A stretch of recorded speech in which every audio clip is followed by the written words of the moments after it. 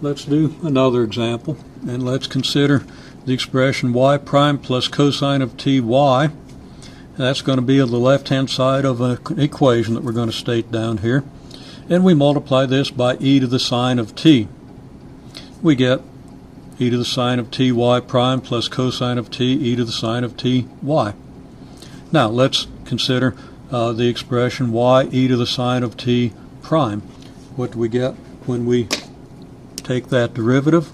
We get y prime times e to the sine of t plus y times e to the sine of t prime, which equals y prime e to the sine of t plus y times cosine of t e to the sine of t.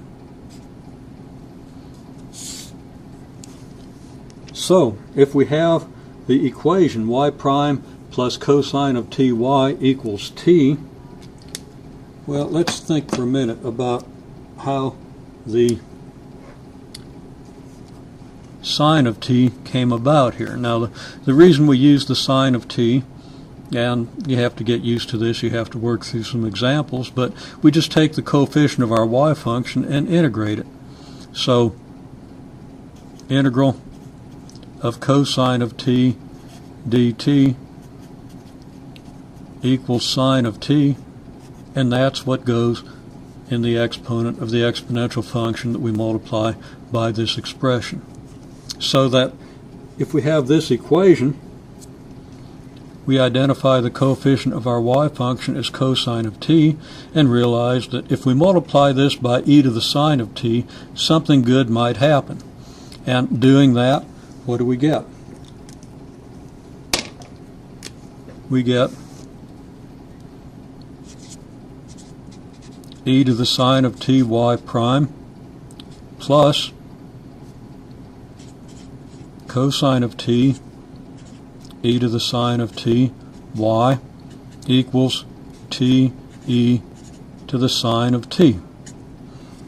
Now, is that good? Does that help us?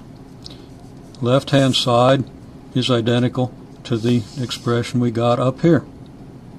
And we know that this expression is the derivative of y e to the sine of t, so that this tells us our equation is now of the form e to the sine of t prime equals t e to the sine of t.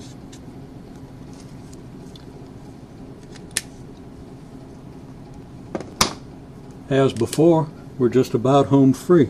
We can integrate both sides of this equation with respect to t.